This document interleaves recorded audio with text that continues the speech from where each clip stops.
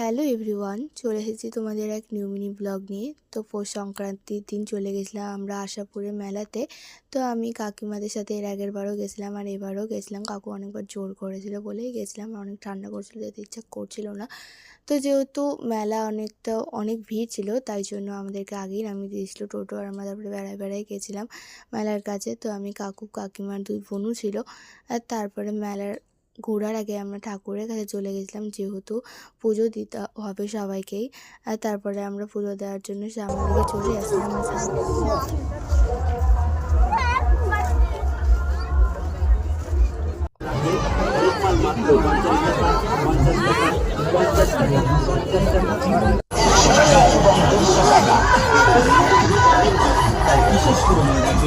আমাদের দোকানে বিক্রিত জিনিস এসেছে শরৎ ঋতুর পরশ হওয়ার পরে আমাদের দোকানে জিনিস।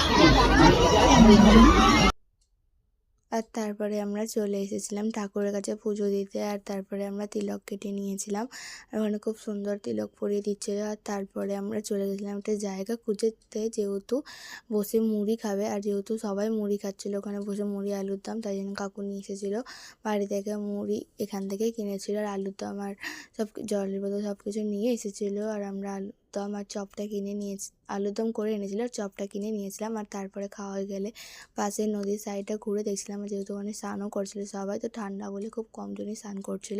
আর তারপরে খাওয়া দাওয়া হয়ে গেলে আমরা চলে গেছিলাম মেলাতে ঘোরার জন্য। আর এখানে অনেক কিছু কম কম দামে পাওয়া যায়।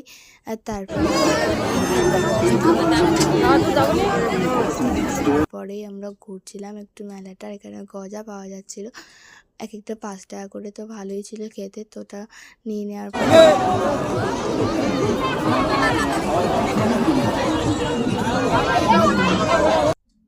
আর তারপরে বনুরা খেলনার বোতল নিয়ে নেওয়ার পর কাকিমা দুটো ছবি নিয়ে নিয়েছিল, যেহেতু ওয়ালে সাটাবে। আর তারপরে একটা পার্সও নিয়ে নিয়েছিল।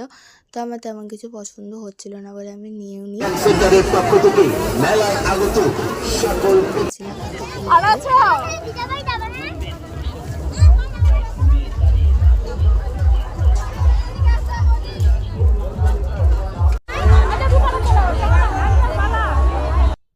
আর 4-5টা ঘোরা হয়ে গেলে আমরা চলে গেছিলাম খেতে। তো আমি চাউমিন নিয়েছিলাম, কাকিমারা রোল নিয়েছিল। আর তারপরে পপকর্ন নিয়ে নেওয়ার পর মা বলেছিল পিড়া আনতে, তাই জন্য আমরা পিড়া নিয়ে নিয়েছিলাম, যেটার দাম ছিল 30 টাকা।